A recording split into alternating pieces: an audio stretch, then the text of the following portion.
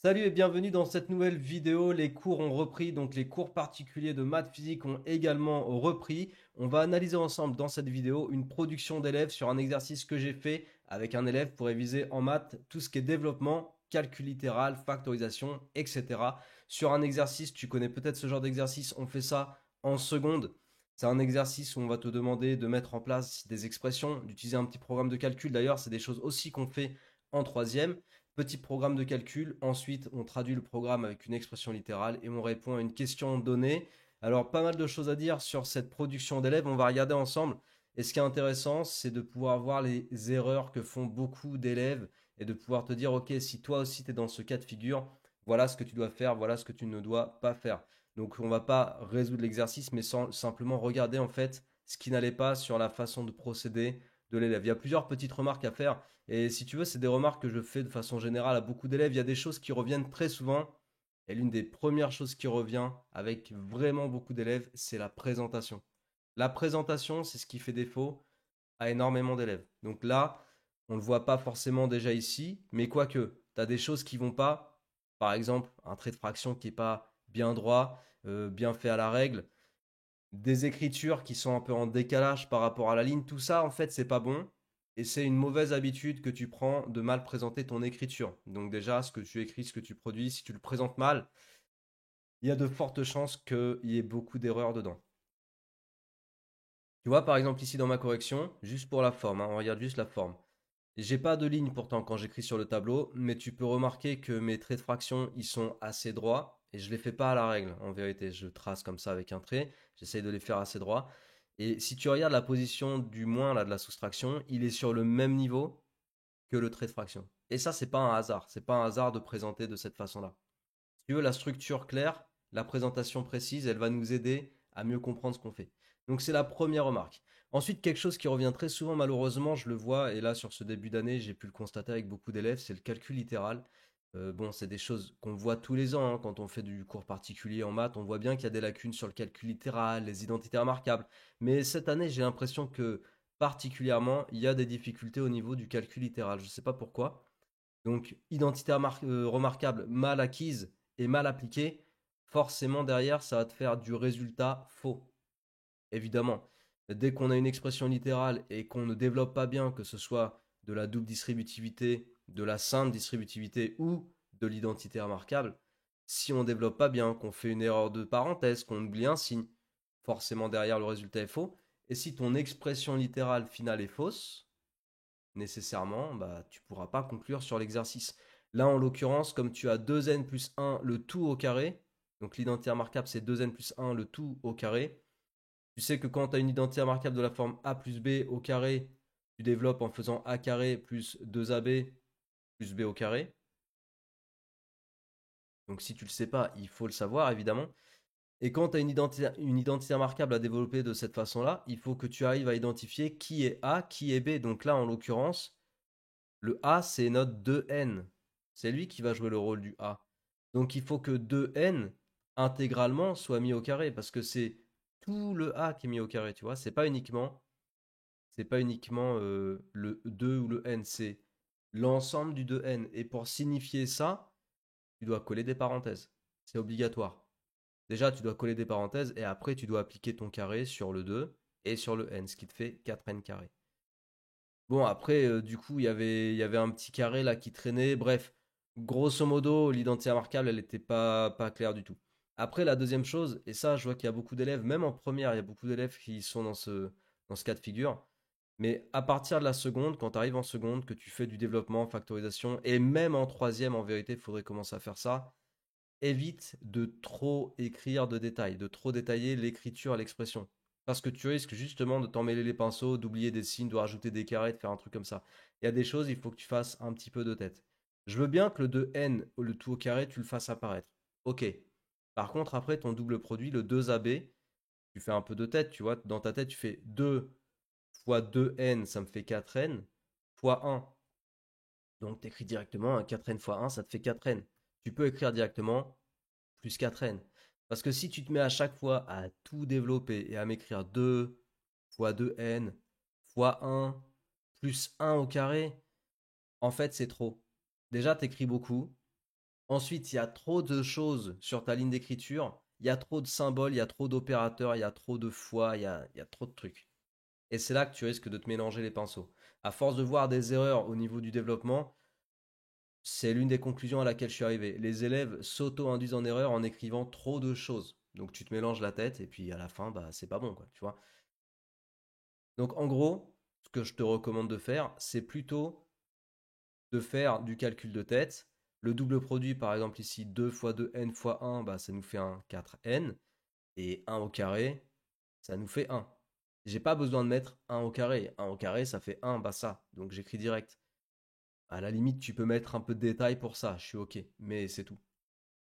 Donc voilà, sur le développement des identités remarquables, il faut être très très clair sur comment est-ce que je développe ça. A plus b carré, a moins b carré, a plus b fois a moins b. Tu dois tous les connaître. Il faut que ce soit instinctif, il faut que ça aille vite. Quand tu es en seconde, première, terminale évidemment, il faut que ce soit carré, expéditif, instantané. Il faut que ça sorte directement. Et il faut que ça soit présenté de façon directe aussi. Ouais, sans trop de détails. Sinon, c'est problématique. Donc évidemment, quand c'est pas bon, ça plante ton calcul. Là, en l'occurrence, à la fin, on devait trouver n carré sur le développement de notre expression littérale et notre simplification. Et là, on était loin du compte, avec toutes les erreurs qui traînaient. Dernière chose pour cette vidéo, je vais pas trop traîner. Ouais. Donc dernière petite remarque que je voulais quand même faire. Alors, si j'ai mis 4 points d'interrogation là quand j'ai fait cours avec l'élève, c'est parce qu'il y a quelque chose qui allait pas du tout, pas du tout, pas du tout avec ce passage-là. Mais vraiment pas. Et malheureusement, je vois qu'il y a beaucoup d'élèves aussi qui font ça, souvent au collège, mais quand tu es au lycée, tu dois absolument éviter ce genre de choses. C'est impératif, parce que là, il y a un manque de clarté évident. On est dans quelle question? Je vais te montrer le contexte. On est dans l'application du programme. Le programme, il nous donne des instructions, choisir un nombre, doubler ce nombre, ajouter un, blablabla. Donc il y a des instructions successives avec des opérations et tu dois les appliquer pour un nombre donné. Là, en l'occurrence, on voulait appliquer pour -3. Le programme, il est présenté comment? Il est présenté en colonne. C'est une colonne, ça, avec chaque point séparé sur une ligne différente. Je choisis un nombre, je passe à la ligne. Je double ce nombre et j'ajoute un. Je passe à la ligne. Je prends le carré du nombre obtenu à l'étape d'avant et je soustrais un résultat, etc. Donc, normalement, quand tu réponds à ce genre de questions, il faut que tu respectes la structure. Et là, ce que l'élève a fait, c'est qu'il a pris -3, il a doublé -3, donc regarde, on va aller voir sur la page. Donc, il a pris -3. Je réécris là-dessous.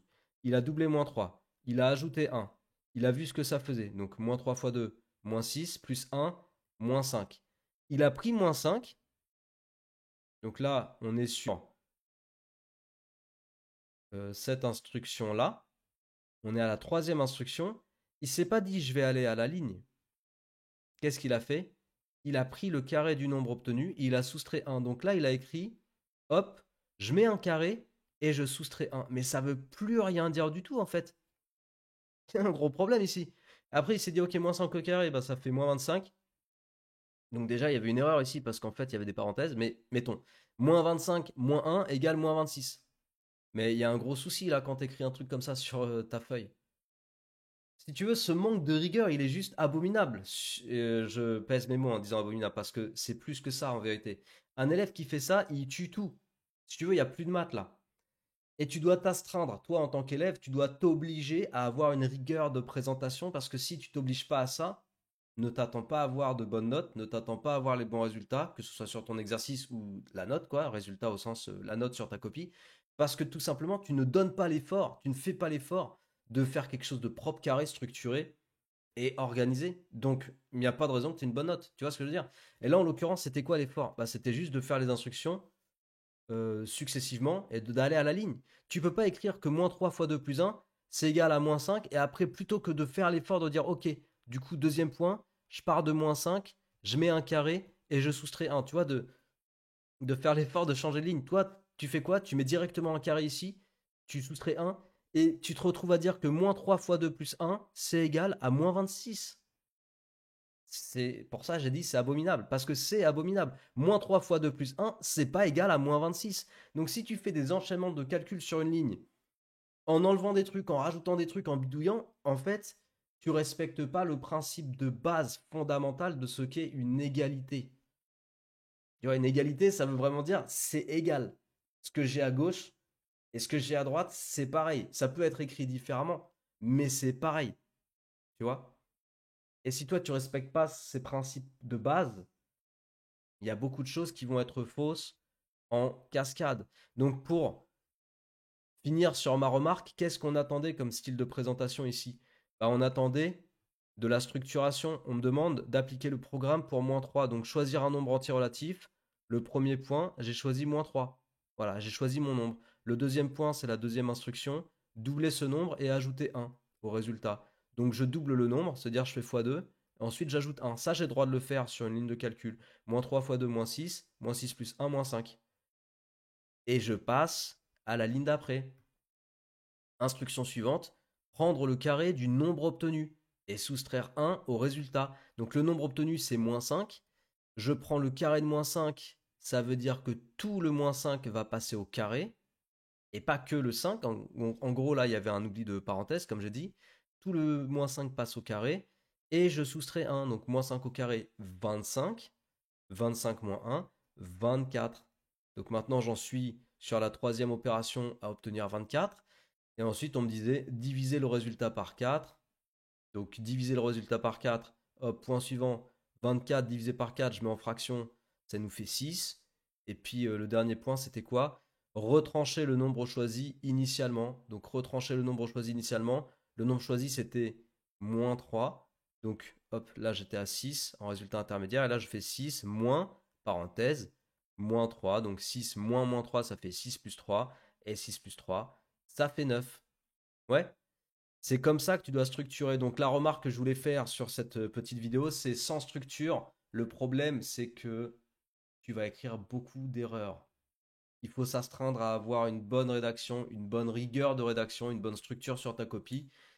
Si c'est le cas, il y a beaucoup de choses qui vont marcher. Si c'est pas le cas, il y aura beaucoup d'erreurs qui vont traîner. Voilà. Donc c'est la petite analyse que je voulais faire. Je vais en faire d'autres de ce style-là un peu tout au long de l'année. J'espère que ce genre de vidéo va te plaire. C'est un petit peu dans la continuité de ce que je fais quand j'analyse des copies. Mais là, je vais te montrer carrément des analyses de production d'élèves que j'accompagne en accompagnement perso, que ce soit en maths ou en physique chimie. Donc j'espère que ce genre de contenu va te plaire. Si c'est le cas, bah, partage, diffuse. N'hésite pas à me le dire en commentaire. Et bien sûr, n'hésite pas à t'abonner, tu as un petit bouton ici en bas à droite, ça envoie beaucoup de force, ça aide beaucoup les petits créateurs de contenu comme moi à être visibles sur YouTube. Donc merci d'avance à toi pour ton soutien et je te dis à très bientôt pour de prochaines vidéos. Ciao.